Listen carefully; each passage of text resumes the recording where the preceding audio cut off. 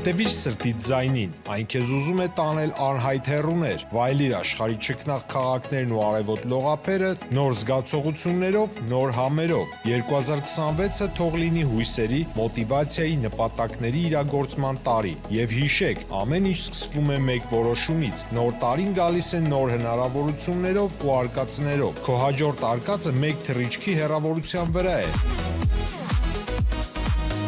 Travel with M 095 89 20 48 Բարև ձեզ հարգելի հեռուստատիտողներ, մենք շարունակում ենք կարևորագույն թեմաների քննարկումները։ Այս բան ես զրուցելու եմ Դավիթ Կարապետյանի հետ։ Շնորհակալ եմ պարոն Կարապետյան, մեր հավերն ընդունելու համար։ Տեսեք, մենք ձեզ հետ քննարկում ենք տեղի ունեցող իրադարձություններ եւ ամեն անգամ ինչ որ աբսուրդի հասնող թեմաներ ենք ստիպված լինում քննարկել, ինչու, որովհետեւ մենք լսեցինք Հայաստանի խորհրդարանի ղեկավարի բերանից հետևյալ հայտարարությունը, որ Ադրբեջանը Հայաստանի անվտանգության գլխավոր երաշխավորն է։ Գիտեք, եթե տարածաշրջանում այլ իրավիճակ լիներ, Ադրբեջանում իշխանություն փոխված լիներ, այնտեղ հակահայկական մթնոլորտ չլիներ, կարելի էր ասել, որ տարածաշրջանի 3 երկրները Ադրբեջան, Վրաստան, Հայաստան փոխադարձաբար օգնում են իրար անվտանգության ապահովման գործում։ Օգտակար են իրար, բայց ոչ երաշխավոր։ Բայց այս պարագայում, երբ հայերի նկատմամբ ցեղասպանություն գործած իշխանությունը չի փոխվել, իր ռետորաբանությունը չի փոխվել, հրճակվում է անվտանգության երաշխավոր, դա նույնն է, որ ասենք գայլերի եւ ոչխարների հարաբերություն լինի ու գայլերը լինեն անվտանգության երաշխավոր, այսինքն մեզ ուտողները, մեզ սպանողները ուզում են երաշխավոր լինել, սա ինչ է նշանակում։ Ինչպես է գնահատում այս հայտարարությունը։ Շատ վատ եմ գնահատում, իհարկե, որքան էլ այդ քաղաքական սեթևեթանքը թույլ է տալիս, որ այսպես խոհափիլիսոպայական զեղումներով մտքեր արտահայտեն, տպավորություն ստեղծելով, որ մի խոհուն մտահորիզոնով մարդ ասում է այնպիսի մի տեքստ, ըստ որի պետք է մենք խոհեմաբար, այսպես թափվենք, ասենք, մի հատ հասկանանք, էլի, պահի լրջությունը, ասածի իմաստը եւ այլն, բայց հասկանում ես, նայում ես ով է այդ մտքերը արտաբերող, հասկանում ես, որ շարու փորձանք անձնավորություն, որը որ պատահական հայտնվել է քաղաքական դաշտում, զբաղեցնում է շատ բարձր պաշտոն ու այսպես փորձում է խաղաղասիրական ոգուն իբր համահունչ հնչեցնել մի իրավիճակ, ըստ որի հարևանդ չի դիտարկվում այլևս թշնամի, հարևանդ լինում է բարեկամ, ընդ որում այդ կոնտեքստում նաև հասկանալի ձեր ասածին եմ նաև հղում տալիս, որ այդ այսպես ասած տարածաշրջանային երկրների միջև ձևավորվում է բարեկամական մի հատ միջավայր, որտեղ որ մեկը մյուսի անվտանգության համար մտորելու կարիք ունի, հետևաբար տրամաբանական է, որ մեկի անվտանգությունը կախված է մեկի հետ եւ այդ շղթայի մեջ մեկը մյուսին անվտանգության երաշխավորություն է ստանձնում։ Հիմա կարելի ասել իրար դեմ պատերազմած Ֆրանսիան ու Գերմանիան իրար անվտանգության երաշխավոր են, բայց Գերմանիայում Հիտլերը իշխանության չի։ Եկեք այս տապակաբանությունը, հա, ու այս պոպուլիզմը տնենք մի կողմ, հասկանանք էությունը։ Բայց սա պոպուլիզմ է թե իրականություն։ Սա պոպուլիզմն է, գեղեցիկ փաթեթավորված պոպուլիզմն է իրականության մեջ, որովհետև այդ մարդը ավելի քան կոլաբորանտի կեցվածքով ներկայացնում է Ադրբեջանին որպես մի երկիր, որը որ կարծես Հայաստանի հանդեպ ոչ ունի անտագոնիզմ, ոչ ունի թշնամանք, ոչ ունի ծավալապաշտական նկրդումներ, ոչ պլաններ, ոչ օրակարգ։ Երբ որ բաց ամենօրյա ռեժիմով ադրբեջանական կողմը խոսում է Հայաստանի ծավալապաշտական իր նկրդումների Հայաստանի հանդեպ։ Հիմա սա գիտեք, կարանք եթե որպես հոգեթերապևտիկ վերլուծության ենթարկենք, սրա լավագույն որոշումը կա հստակ ձևակերպում, սա Ստոկհոլմյան սինդրոմն է, որը որ բերվում է քաղաքական դաշտ, ներկայացվում է մի գեղեցիկ ձևակերպումով, խոհեմ ասա արտաքին տեսքով, մարդ ասում է ու ժողովուրդ ասում է հələ մի հատ մտածենք, կարող է տրամաբանական բան ասում։ Բայց իրականում տակը շատ լուրջ խնդրեմ է դրված, որովհետև այդ նույն մարդը վաղը մյուսօր, այ ոնց որ Նիկոլ Փաշինյանի իշխանության հանգարց վերարտադրվելու պարագայում վաղը ասելու են, դե օրինակ 300,000 ադրբեջանցիները պետք է գան, պետք է տեղավորենք, որ պատերազմ չլինի։ Պետք է օրինակ ձայնի իրավունք տանք, որ պատերազմ չլինի։ Եկուց միսօր չի բացառում ասեն ինքնիշխանության որոշակի կառուցվածք ձևավորենք որպես փոքրամասնություն, ձայնի իրավունքով, որ հանգարց պատերազմ չլինի, ու նման տրամաբանությամբ։ Ես օրս ընթերցեցի մի հետաքրքիր դիտարկում, ներողություն եմ խնդրում, բայց ձեր խոսքի ոնց որ շարունակությունն է, որ եթե հետևում են քաղաքացիական պայմանագրի տրամաբանությանը, թե ինչու պիտի Նիկոլ Փաշինյանին ընտրի Հայաստանի քաղաքացին, այդ դեպքում լավագույն ընտրությունը Իլհամ Ալիևն է, որովհետև այն ինչ որ Ալիևը չի անի Ալիևի դեմ, ասենք ամենամեծ երաշխիքն է, որ պատերազմ չի։ Մարազմատիկայի ու աբսուրդի ժանրիցը մի հատ էլ լուր է, բայց մինչև այդ ես ուզում եմ շատ արագ մի հատ արձագանք տամ։ Ընդամենը ես մեր հերոստատիտողին, մեր հայ ժողովրդին կասեմ հետևյալը. թող հայ ժողովուրդը որոշի կուզենա Ադրբեջանի պես երկիրը լինի իր երաշխավորը, թե ոչ, անվտանգային երաշխավորը։ Ուրիշ բան չեմ ասում։ Այսինքն դու վստահում ես քո անվտանգությունը քո մի երկրի, որը որ օր առաջ հնարավորություն լինի վիզիտ կկտրի։ Երկիրդ բան կանի, ընդ որում այս նույն խոսույթը, հա, երբ որ բերում են սահմանադրական դաշտ։ Այսինքն ստացվում է այդ նույնն է, որ խոսում են ինքնիշխանության մասին, հղում տալով Ռուսաստանին, որ այ միջամտում է մեր ներքին գործերին։ Ձեր տաղավարում էլ ենք մենք իրար զրուցել, ասում եմ, սահմանադրությունը փոխում է, ներողությունում պայախանջով է փոխում։ Ալիևի թե ինքնակամ ենք փոխում, ինքնակամ չենք փոխում, չէ՞։ Ալիևի պահանջով են փոխում։ Այսինքն դա համարվում է ոչ ինքնիշխանության ու ներքին գործեն միջամտում, օրինակ Ռուսաստանը, որ ասում է մենք էլ ինչ որտեղ պետք է տեղյակ լինենք ձեր ներքաղաքական կյանքից։ Ասում են դա բանակցային գործընթաց է, առաջին տարբերակ, Ադրբեջանի դե գեղեցիկ փաթեթավորելը միշտ է կա, հա, իրանց հենց խոսույթը կառուցված է դրա մեջ։ Հիմա նույն տրամաբանությամբ տեսեք, որ ասում եք այս տրամաբանության շղթայի միշտ է զավեշ տալի ամեն մի խոսույթը։ Հիմա մարդը ասում է ես երաշխավոր տեսնում եմ Ադրբեջանին։ Այդ մարդուն ինչ ասես։ Նիկոլ Փաշինյանը ասում է այդ ցեղասպանությունների շղթայից պետք է դուրս գանք, եթե դեն շարունակենք իրանք պետք է ասեն մեզ, մենք իրենց այսպես փոխադարձ բումերանգային մեղադրանքներ, այսինքն մարդը հասկանում ես, որ как бы чего не вышло քաղաքականությունա բարում։ Ինքը հանգարց սուս-փուս մնանք, հանգարց ադրբեջանական կողմը ու սա խոսում է, որ մարդը ունի ներքին պայմանավորվածություններ այդ երկրի հետ։ Ուրիշ տարբերակ քննարկել այստեղ անօգուտ է։ Չէ, բայց դա նշանակում է Փաշինյանի այդ հայտարարությունը ցեղասպանությունների մասին, դա նշանակում է, որ հայոց ցեղասպանությունը հորինվածք է։ Մենք հորինել ենք, եթե մենք հորինել ենք, իրանք էլ կհորինեն։ Հետևաբար պատմություն կստացվի։ Ուրեմն եկեք չխոսենք։ Եկեք չխոսենք դրանից։ Հիմա տեսեք, 10-ամյա տարիներ շարունակ ադրբեջանական կողմը երբ էր ասել, որ մարտի 31-ը իրանց համար ցեղասպանության օրը 1918 թվականի դեպքերի բոլշևիկների հետ կապված դեպքերի երբ էր եղել, երբ էր պաշտոնապես նման հայտարարություն արել։ Հիմա այսինքն երբ ա եղել նորմալ արձագանք, արտգործնախարարությունը մի հատ ոչ անադամ մի հատ ինչ որ հայտարարություն հարեց եւ վերջացավ։ Հիմա դեմը ամսի 24-ն է, տեսնենք ինչ է սպասվում մեզ։ Բայց այն որ արդեն այն որ մենք մինչև այս պահը սպասում ենք, թե ինչ որ հեգեմոն գերտերության ղեկավար կամ աշխարհակական կենտրոնի ղեկավար պետք է ցեղասպանության բառը արդաբերի մենք այստեղ ողջևորվենք, ուրախանանք։ Հիմա երևակայեք այդ ցեղասպանություն բառը մեծ եղերնով նաեւ մեր երկրի իշխանությունը պետք է կիրառի։ Ընդ որում ես ասել եմ գալու է մի ժամանակ, ոնց որ հիմա Արցախ բառը արդեն արդաբերելը քրեական ընդհուպ մինչև քրեական պատժի հասնելու ինչ որ մի հատ իրավիճակ։ Որտեղ ասում է Արցախ բառը պատերազմ է հրահարում։ Դե հա, ստացվում է դա։ Հիմա անվտանգության երաշխավոր եք ասում, ասենք անվտանգության երաշխավորը, եթե քեզ համար քո բանակը չի, քո ժողովուրդը չի, հույսը դրել ես հարևան երկրի վրա։ Ընդ որում այդ սահմանադրությունից ասեցի, սահմանադրությունը տեսեք միակողմանի զիջում է, սա փաստ է, սա աներկբա փաստ է։ Ընդ որում ես միշտ այդ հագադարձող բանը ասում եմ, որը որ գետ մեկ Բարսաստիճան ղեկավարի շուրթերը չի ինչում, ասում եմ եղբայր, գոնե հետ կուլիսային, երբ որ դուք նստում եք, բանակցում եք, ասում եք, որ ձեր սահմանադրությունը ինքնին խնդիր ունի։ Դուք մուսաֆատական Ադրբեջանի իրավաճորն եք։ Փաշինյանը մի անգամ դա հրապարակային էլ ասեց, բայց հետո կարծեք թե դա ադրբեջանական կողմից քոթակ կերավ ու մոռացավ դրա մասին։ Ձայն ծպտուն, ձայն բարբարո անապատի, այդ մասին խոսածող նյութ չկա, անգամ այն ժամանակ, երբ որ ինքը ռիսկ չէր անում կամ նպատակարար չէր գտնում խոսել, ինչ որ մեկն էր իր փոխարեն խոսում իր շուրթերով։ Բայց հիմա դա էլ չենք տեսնում։ Հետևաբար մենք հասկանում ենք, չէ՞, որ այս ամեն ինչը տանում է նրան, որ եզակի դեպք է եղել, որ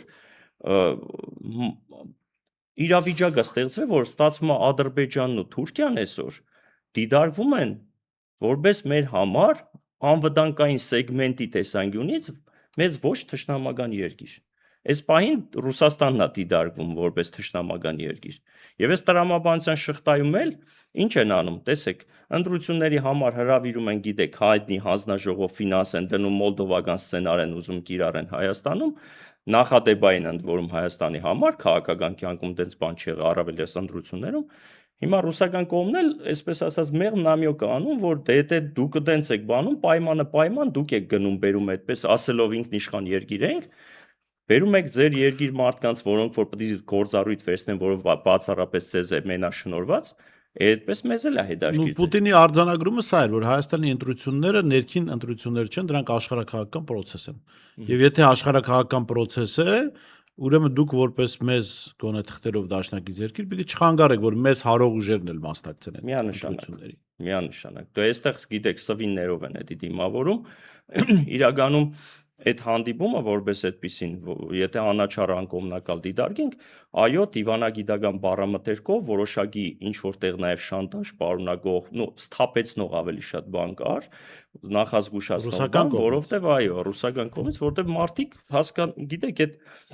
ժամանակին շատ լավ է տերմին էր, Զախարովան կիրառեց, ասեց երկու աթոռի վրա միանգամից նստել չի լինում։ Հիմա հենց այդ պոլիտիկանն է, որ ասում են մի հատ, կողմնորոշվեք, որովհետև սեն չի լինում, էլի։ Ու այն պատասխանը, որ դե մենք այնքանով ենք հարմարված կոմֆորտ ենք, մինչև տեսնենք որտեղից եթե Եվրոմիությունից մեզ կանչեն, այսինքն մենք կհելնենք, այն մարդիկ ասեցին, որ ընկեր, ստոպ, այտենց չի լինում։ Ձևը տենց չի։ Մենք ձեզ համար զապաս պագրեշն այո, հենց Եվրամիությունը ստացավ նոր կել։ Եվ հետևաբար այստեղ մի աբսուրդային հայտարարություն էլ եղավ, ուրեմն փոխարտգործ նախարարը հայտարարեց, որ ՀԱՊԿ վերադառնալու հնարավորություն չկա Հայաստանի համար, Հայաստան չի վերադառնալու ՀԱՊԿ։ Դրանից հետո Ալեն Սիմոնյանը հայտարարեց, որ եթե գազը մեզ համար թանկացնեն, մենք ՀԱՊԿ-ից դուրս կգանք։ Սա ինձ հիշեցրեց Իսրայելի ուժեղ առաջնորդներից մեկին Գոլդա Մեյերին, որ լրագրողի հարցին պատասխան ասել դուք միջուկային զենք ունեք, ասել չունենք, բայց որ պետք է լինի կիրառենք։ Հիմա մենք ՀԱՊԿ-ում չենք, բայց որ պետք է լինի դուրս կգանք ՀԱՊԿ-ից։ Հիմա ի՞նչ է ստացվում։ Սա այս շանտաժը իրեն գիտակցում են ՀԱՊԿ-ից ԵԱՏՄ-ից դուրս գալը, հա, որ եթե գազը կթանկացնենք, մենք դուրս կգանք։ Հա, ասել դուրս եկեք։ Հետո Ռուսաստանը ինչ է, չկորցնի Ռուսաստանը ինչ որ բաներ, բայց արդյոք Ռուսաստանի կորուստը այնքան մեծ կլինի, որքան Հայաստանին է։ Հիմա նայեք։ Օրինակ ԵԱՏՄ-ից դուրս գալը։ Գիտեք, մի հատ փորձագիտական դաշտում առավել եւս ի հավելում են ձեր ասածին։ Կա մի հատ բան։ Թող իրանք այդպես պահեն իրանց, մենք է հա տորպեդահարել ենք, ՀԱՊԿ-ին, ԵԱՏՄ-ին։ Երբ որ բերում ես այդ մարդկանց թափության դաշտ, ասում ես հələ քաղաքական պրագմատիզմով եկեք նայենք, ռեալ պոլիտիկով։ Մի հատ հարց, դուք ինչ ունեք հնարավորությունների դաշտում, որ դիտարկել եք որպես անվտանգային սեգմենտ, հետո անցնում եք Եվրոմիության եւ այլն։ Նախ Եվրոմիությունը ձեզ կանչել է, տվել է հնարավորություն։ Խոսել է անդամակցության, ասոցիացիան անդամ լինելու մասով, չէ՞։ Եվրոմիությունը այսօր ինքն է իր ներսում քննարկում, որ Ռուսաստան այդ հարաբերությունները պետք է վերանայի, որովհետեւ ավելին ասում է Ռուսաստանը կարևոր բաղադրիչ իր գազը հումքային առումով կարևոր բաղադրիչ է անվտանգության ապահովման գործում, որտեղ Հորմուզի նեղուց օրինակ հիմա փակվել է, որի բանալիները իրանցիները չեն գտնում, Տրամպն էլ գժված ասում է, բացեք վերջապես այդ Հորմուզի նեղուցը։ Այո։ Իդեպ 48 ժամ Եվրոպան կանգնել է տնտեսական լրջագույն խնդիրների Իհարկե, Վուչիչի հայտնի հայտարարությունը նայեք, ճգնաժամ է խորացող օրեցօր։ Boeing սամոլյոտները չեն թռնում արդեն, 10-ից 3-ը չի թռնում հիմա։ Հիմա Փաշինյանը Մոսկվա գնալուց առաջ հետաքրքիր հայտարարություն էր արել, որը պիտի հուշեր, որ այս մարդիկ լավ ռեալ պոլիտիկա արդեն հասկանում են։ Հիշում եք կառավարության նիստերից հետո լրագրողների հարցին պատասխան ասեց պարզ չի, որ ես պետք է զանգեմ Ռուսաստանի նախագահին խնդրելու, որովհետև կալիբրների տարբերություն կա, հո ինքը ինձ չի զանգելու։ Լավ, եթե այս գիտակցումը կա, բայց շանտաժը ոնց է լինում։ Չէ, բացի դրանից ազգային ժողովի նախագահը այդ որտեղից է, դենց դուխը վերցրած։ Այդ եմ ասում, շանտաժը ոնց է լինում, որ ԵԱՏՄ-ից դուրս։ Թող իրանք կներեք, մենք շատ պրոբլեմի առաջ են կանգնելու, թե ռուսական կողմը շատ լավ ասում եք։ Նախ ես ասեմ ես ընդհանրապես, եթե դա այդ այցելությունը որպես այդպեսին նախաձեռնել էր Փաշինյանը, հասկանալի է, ընդ որում ասեմ, շատ խելոք բան էր որոշ ընտրություններից առաջ, հա, սուր ծայրերը հարթելու, որովհետև գիտեր, որ ջրբաժան կա, բավականին խրտին հարցեր կեն կուտակվել, ըստ իս ինքը այդ գեղեցիկ, հա, բա ես պետք է գնամ, բա ես պետք է նախաձեռնեմ, հասկանալի է, հա, սեփական դեմքը փրկելու հնարավորությունները, որովհետև այնտեղ շատ հավանական էր, որ իրեն ասեն եղբայր, մենք մեր մասով ոչ մի հնարավորություն քո անձի մասով, քո իշխանության մասով էլ չենք դիտարկում, այս տաֆետը հանձնելու ժամանակն է։ Գուցե չեմ ասում դա ուղիղ տեքստով բնականաբար, դիվանագիտական բառակույտով իրենք այդ ամեն ինչը կասեն, բայց այստեղ խնդիրը ինչն էր։ Դու գնում ես Ռուսաստանի Դաշնության ղեկավարի հետ խոսելու։ Փորձում ես իրավիճակը հարթեցնել, որտեղ լարված է հայ-ռուսական հարաբերությունները, բայց ի՞նչ է տեղի ունենում։ Այնտեղ մարդը քեզ ուղիղ հասկացնում է, որ օրինակ ես քեզ տալիս եմ $177.5 1000 խորանարդ, հա, գազի դիմաց վճարում ես դու այդքան, եվրոպական երկրները $600 եւ ավելի։ Հետևաբար մտածի մի հատ։ Մարդը հասկացնում է, որ դու մտածելու բան ունես, եզակի պետություն ես, որ մենք քեզ այդ գնով ենք տալիս։ Դու ալտերնատիվ ես պահին չունես։ Ոչ Իրանից պատերազմական գործողություն, էլ չասեմ այդ հանգույցները ենթակառուցվածք են Գազային, դու ոնց ես բերելու, սպառելու եւ այլն։ Հույսը դնում ես ադրբեջանական հազիվ ինքը իրեն է սպասարկում, ընդ որում ռուսական գազն է վերավաճառում Եվրոպային։ Մարտը երկրորդ բանն ասում է քո ամբողջ կոնֆիգուրացիան տնտեսական Ռուսաստանի հետ է կապված։ Ընդ որում չունենալով ցամաքային կապ։ Դու այսօր անցած տարի 24 թվականին նախանցած տարի ընդհանուր առևտրաշրջանառությունը գերազանցել է 11.5 միլիարդը։ Այս տարի 6 միլիարդ, 5.5 միլիարդ, այսինքն 6.5 միլիարդ դու շրջանառությունը կորցրել ես արդեն իսկ։ Դա քեզ ցույց չի, այս մարտը հելնում է 10 վայրկյանը 1 10 անգամ փողկապը ուղղելով, բան չգիտեմ, նստած տեղը 10 անգամ կուվիրյոկներ անելով, պատասխանում է ուրիշ բան։ Այս մարտը չգիտե, ասում է դե տեսնենք Եվրոպայի ասում է, որ տնտեսապես այդ կառույցները անհամատեղել են, որոշեք։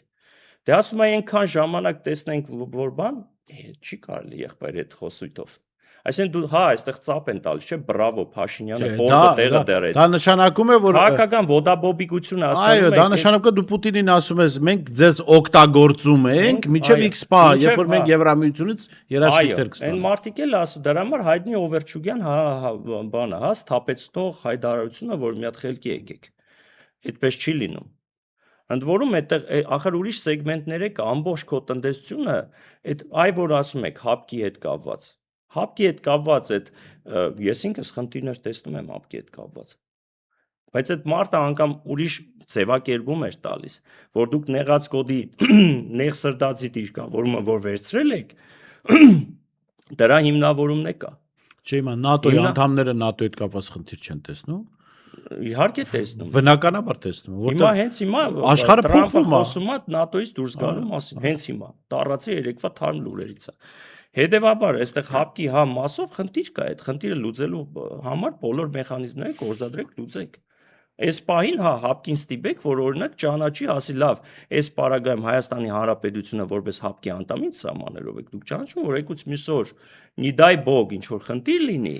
Պարոն Կարապետյան, բայց ես եթե անկեղծ ասեմ, իմ զգացողությունն այն է, կարծում եմ այստեղ կհամաձայնեք, որ խնդիրը հապկը չի, հապկը առիթ է Ռուսաստանի դեմ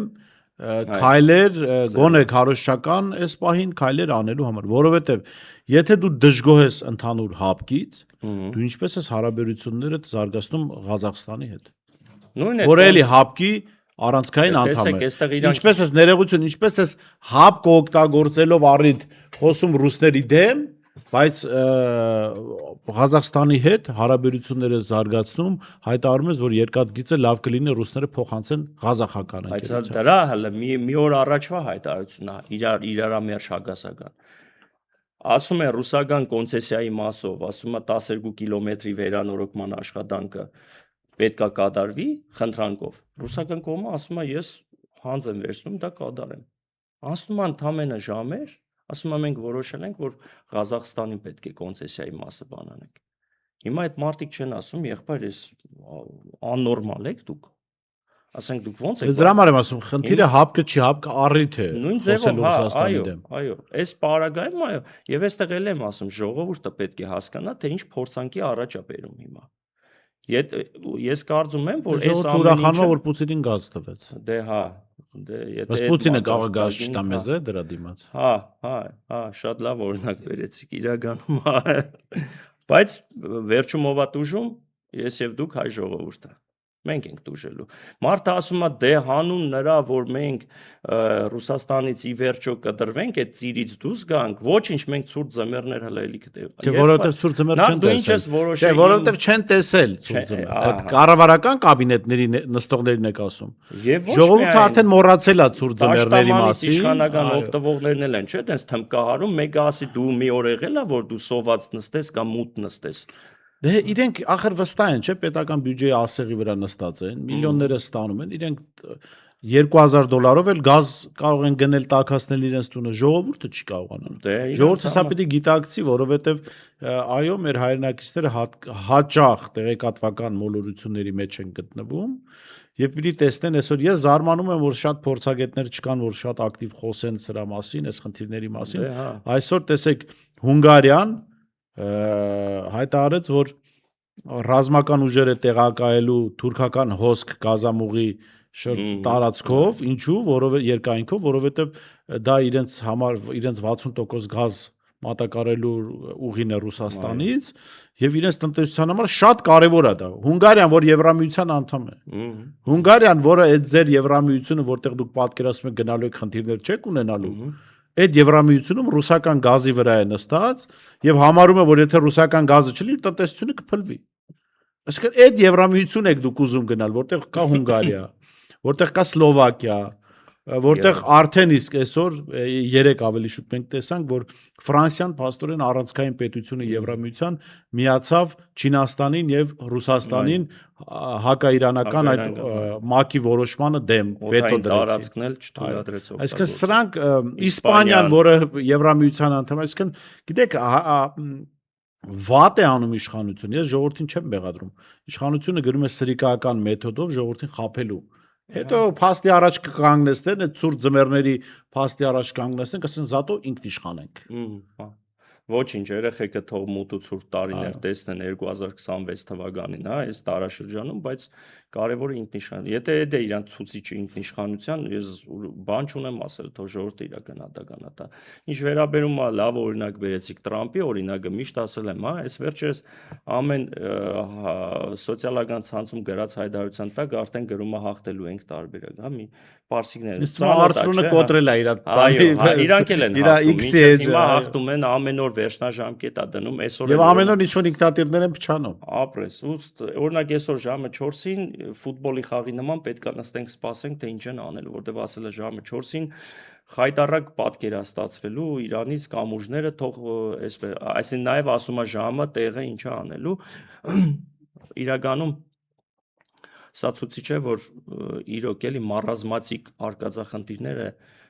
եկել են իշխանության, ավելի ստանձնել են իշխանության, որոնք որ գլխացավանք ու պոտենցիալ ռիսկեր են իրանց երկրների համար։ Եվ այդ տեսեք impeachment-ի գործառույթն է գործը գնում առաջ, արդեն սկսում են խոսել։ Հələ տեսեք Ամերիկայի մի ցույցերի։ Ես ուսամ Դավիթ Համբարձումյանը չի ընտրվի Ամերիկայի նախագահ։ Կոնգրեսի էլ ընտրություններն է չասեմ, բայց այն որ impeachment-ի գործառույթ են ստանձնել, դա փաստ է ու օրեցօր այդ անտագոնիզմը ժողովրդի նկատելի է դառնում։ Հիմա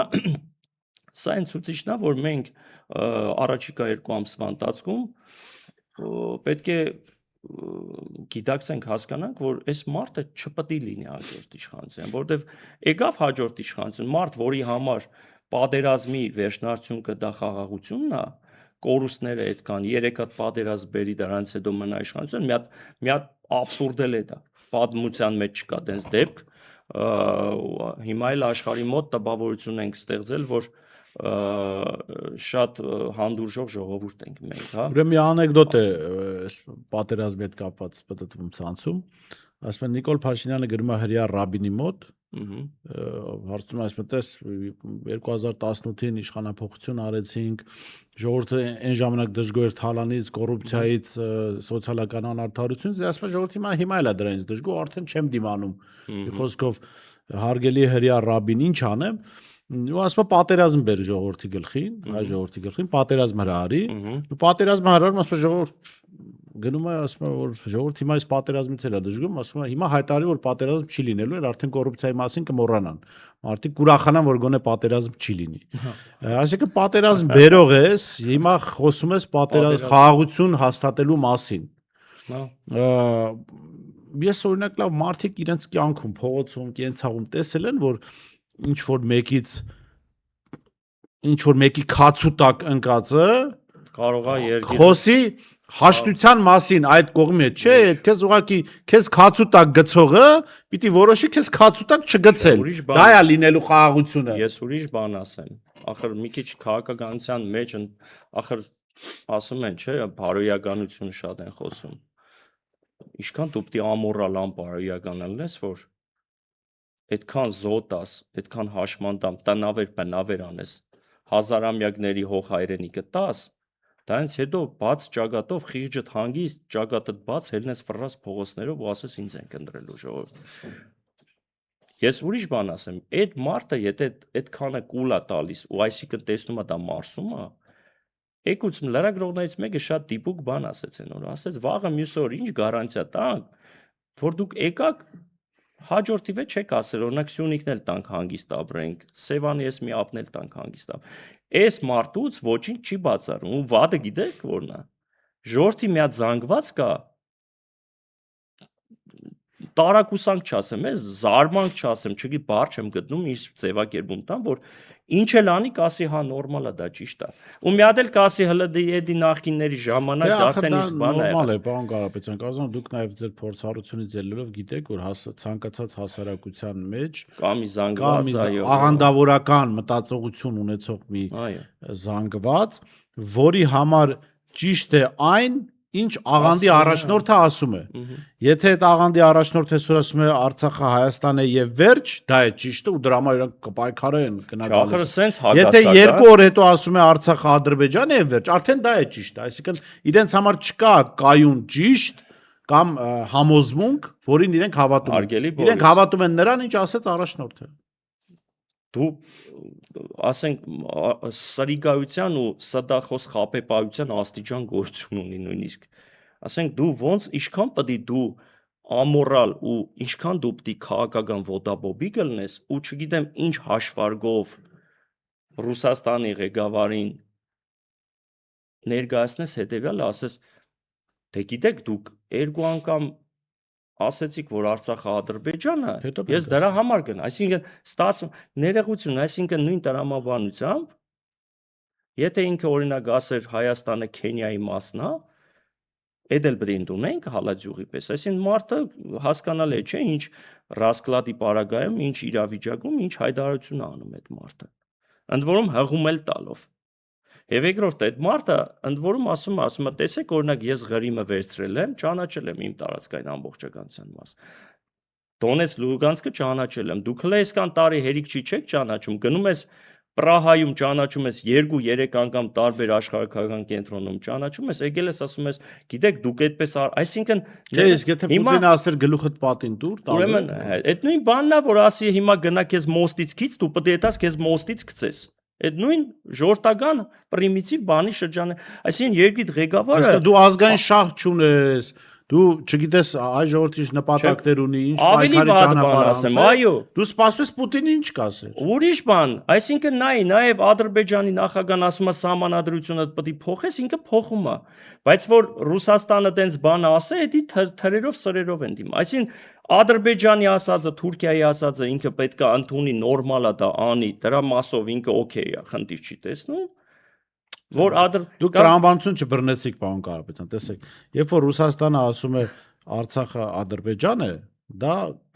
իօքուտ թուրքերի է, դրան հետևում է Փաշինյանը, բայց հենց որ իօքուտ հայերի է բան ասում, դա արդեն իշխանության կորուստն է ու դա բանը, միջամտելն է, այդ եմ ասում, զարմանա, ասենց այս տիպի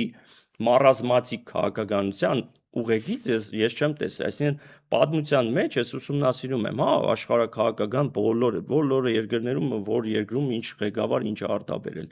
Ես չեմ տեսել զուգահեռ անցկացնելու ինչ որ մի հատ տեղ, Արգենտինայի նախագահը, որ իր նման էլի ինչ որ բանը կարիկատուրա կերպար է, այտենց բաներ չի անում։ Զարմանալի է, էլի։ ասենք աշխարհում մատերի վրա կա հաշվես, ովը տենց բանը, հա, շրջիկ շապիտոյով իրար։ Իշխանության գլխին գտնվող չէ, բայց կա բան Շահի որդին Իրանի նախկին Դե Շահի դի մի հատ որդին ուրիշ ծայրահեղությունն է, օրերս բանում Միացյալ Նահանգներում շնորհակալություններ հայտնում ԱՄՆ-ին Իրանին հասցված հարվածների համար եւ ասում էր այդ հարվածները պիտի շարունակի։ հա։ Բայց ինքը գոնե իշխանության չի Իրանում։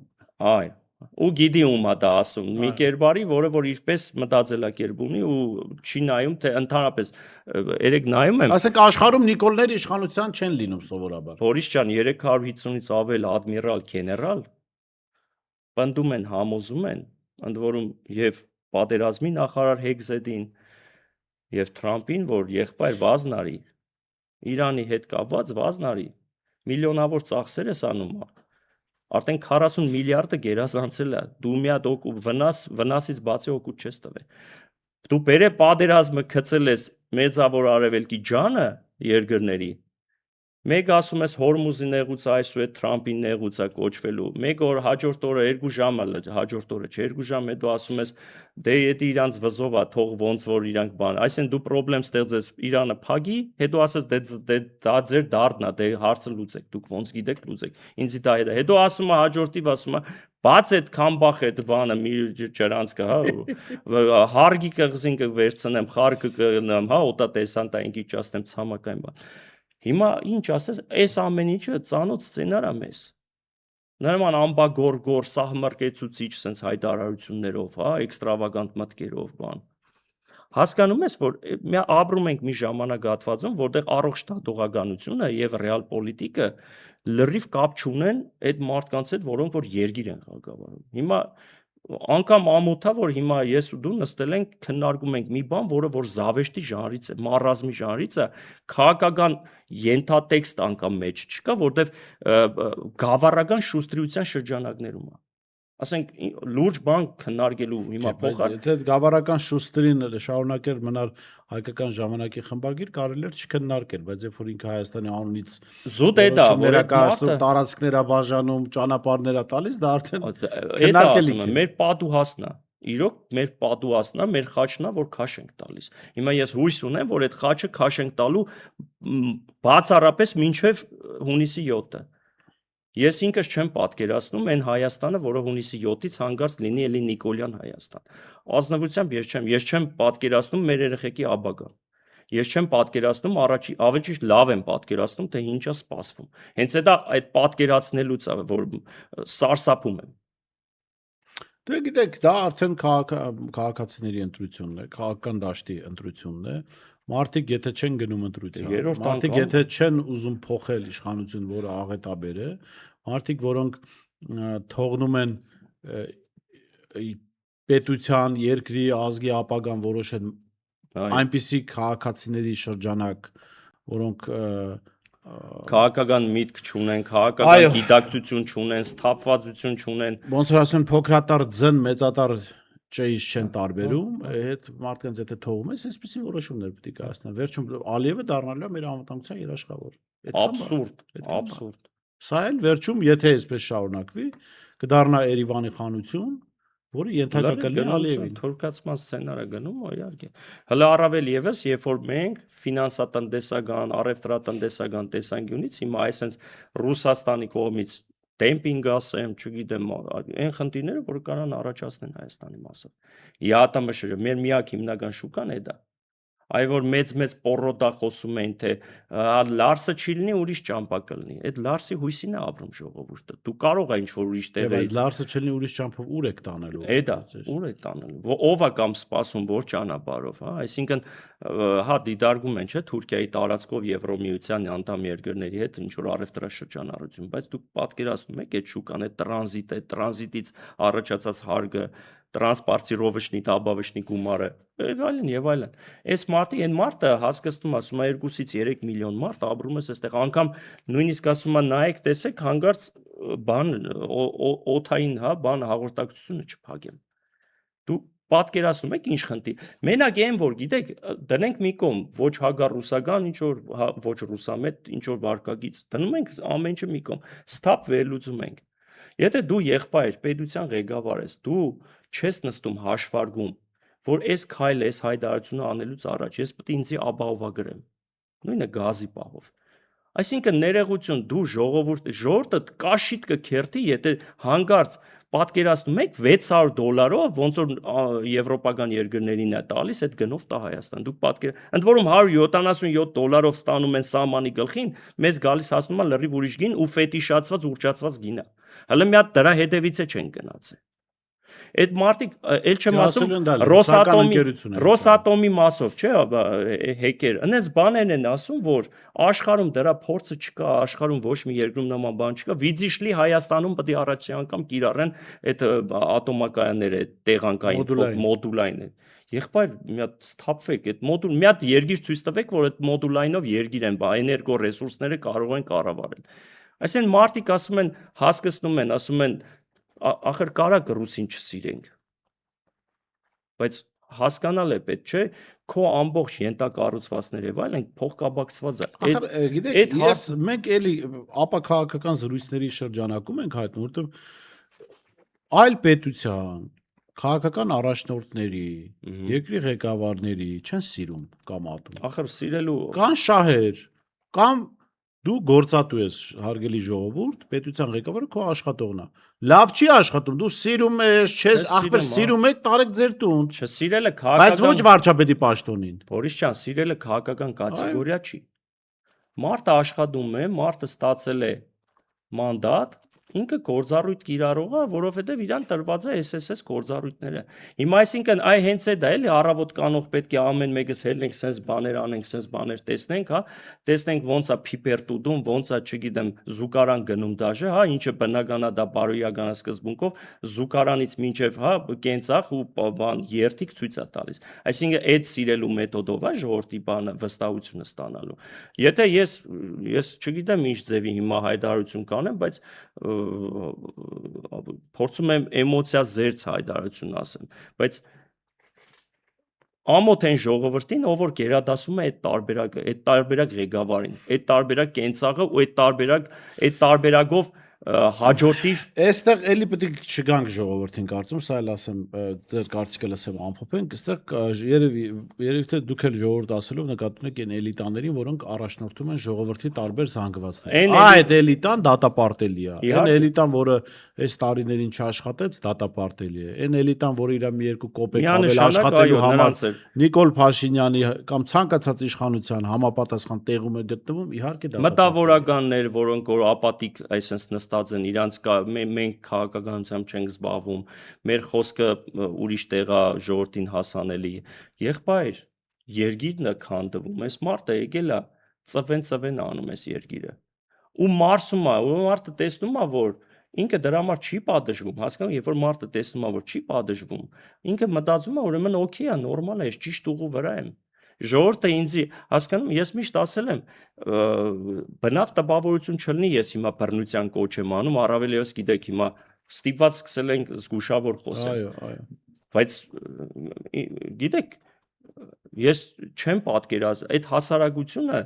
ես չեմ հասկանում, թե այնքան է հիասթափված, հոգնած, զզված, որ անգամ ասենք նայում ես,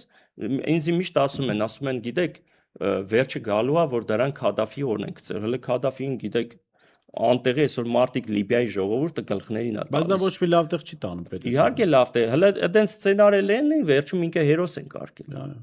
Որ մեր փրկիչին, մեր Աստծոն բան արեցիք։ Ժողովուրդն է այդպես խոսում, իմ հետ խոսում են անկեղծ, հա, շիդակ զրույց են անում։ Ես ասում եմ իհարկե, որ հարցը էքզիստենցիալ մարդուն վնասելը չի։ Այդ մարդը հագարակ այդ մարդուն դու տենց չպետք է վարվես տենց։ Այդ մարդուն պատժելու, օրինական պատժելու հազարատ ձև կա, ընդ որում ոչ միայն իրան։ Այդ հասկացեք, կարճ բան, չի կարա մարդը այսքան բանը անի, իր օրոք այսքան բանը լինի, ինքը համարվի, որ ինքը օրենքի, սահմանադրության, գետ մեկ բան չի խախտել։ Այսինքն ինքը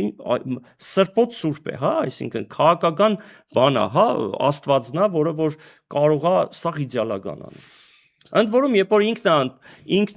ինքնախոստովանում է, որ պատերազմը կարար չլներ, կարար սկանզո չլներ,